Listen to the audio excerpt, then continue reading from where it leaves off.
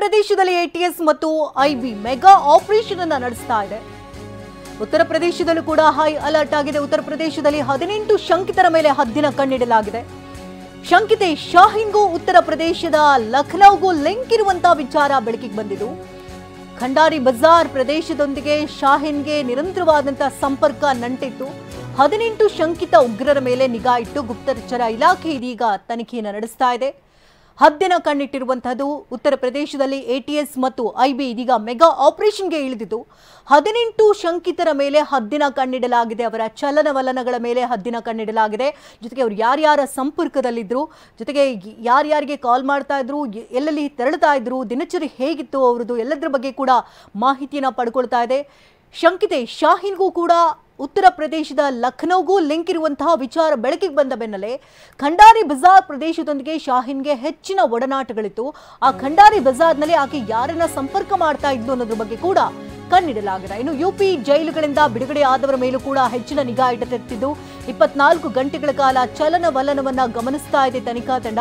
3-4 ವರ್ಷಗಳಲ್ಲಿ ರಿಲೀಸ್ ಆದವರ ಮೇಲೆಯೇ ಹೆಚ್ಚಿನ ಕಣ್ಣಿಡಲಾಗಿದೆ. ಶಂಕಿತರ ದೂರವಾಣಿ ಕರೆ ವಿವರ ಹಾಗೆ ಬ್ಯಾಂಕ್ ವ್ಯವಹಾರಗಳ ಬಗ್ಗೆ ಕೂಡ ಕಣ್ಣನ್ನ ಇಡಲಾಗಿದ್ದು, ಸಾಮಾಜಿಕ ಜಾಲತಾಣಗಳ ಮೇಲೆ ನಿಗಾವನ್ನ ಇಟ್ಟಿದೆ ಎಟಿಎಸ್. ಹಾಗೆ ಶಂಕಿತರ ಟ್ರಾವೆಲ್ ಹಿಸ್ಟ್ರಿ ಕೂಡ ಕೂಲಂಕುಷವಾಗಿ ಪರಿಶೀಲನೆ ನಡೆಸಲಾಗ್ತಾ ಇದೆ. ಇದಕ್ಕಾಗಿ ಲಖನೌ ಪೊಲೀಸರಿಂದ ಪ್ರತ್ಯೇಕ ತಂಡವನ್ನ ರಚನೆ ಮಾಡಲಾಗಿದ್ದು, ಎಟಿಎಸ್ ಗುಪ್ತಚರ ಇಲಾಖೆ ನೀಡಿದಂತ ಪಟ್ಟಿಯನ್ನ ಹಿಡಿದು ತಲಾಶ್ ನಡೆಸಲಾಗ್ತಾ ಇದೆ. ಇನ್ನು ಅಡುಗುತಾಣಗಳ ಮೇಲೆ ತೀವ್ರ ನಿಗಾವನ್ನು ವಹಿಸಿದ್ದಾರೆ ಪೊಲೀಸರು. ಎಟಿಎಸ್ ಹಾಗೆ ಐಬಿ ಮೆಗಾ ಆಪರೇಷನ್ ಅಖಾಡಕ್ಕಿಳಿದಿರುವಂಥದ್ದು.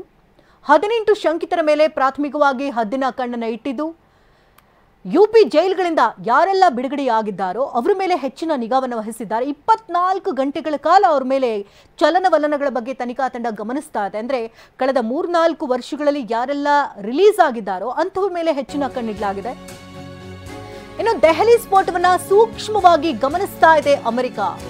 ಭಾರತ ಹಾಗೂ ಪಾಕ್ ನಡುವಿನ ಉದ್ವಿಗ್ನತೆಯನ್ನ ಹೆಚ್ಚುವ ಆತಂಕ ಇರುವಂತಹ ಹಿನ್ನೆಲೆಯಲ್ಲಿ ಭಾರತೀಯ ಸಂಸ್ಥೆಗಳೊಂದಿಗೆ ಅಮೆರಿಕ ಇದೀಗ ನಿರಂತರವಾದಂತಹ ಸಂಪರ್ಕದಲ್ಲಿದೆ.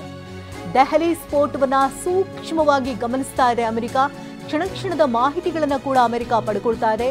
ಭಾರತ ಹಾಗೂ ಪಾಕ್ ನಡುವಿನ ಉದ್ವಿಗ್ನತೆ ಹೆಚ್ಚುವಂತಹ ಆತಂಕ ಇರುವಂತಹ ಹಿನ್ನೆಲೆಯಲ್ಲಿ ಭಾರತೀಯ ಸಂಸ್ಥೆಗಳೊಂದಿಗೆ ಅಮೆರಿಕ ಕೂಡ ನಿರಂತರವಾದಂತಹ ಸಂಪರ್ಕವನ್ನ ಮಾಡ್ತಾ ಇದೆ. ಕ್ಷಣದ ಮಾಹಿತಿಗಳನ್ನು ಪಡ್ಕೊಳ್ತಾ ಇದ್ರೆ ಏನಾದರೂ ಹೆಚ್ಚು ಕಡಿಮೆ ಆದಂತಲ್ಲಿ ತಾವು ಯಾವ ರೀತಿ ನಿರ್ಧಾರಗಳನ್ನು ತೆಗೆದುಕೊಳ್ಳಬೇಕು, ಜೊತೆಗೆ ಯಾವ ರೀತಿ ಸಪೋರ್ಟ್ಗೆ ನಿಲ್ಲಬೇಕು ಅನ್ನೋದ್ರ ಬಗ್ಗೆ ಕೂಡ ಮಾಹಿತಿನ ಪಡ್ಕೊಳ್ಳಲಾಗ್ತದೆ.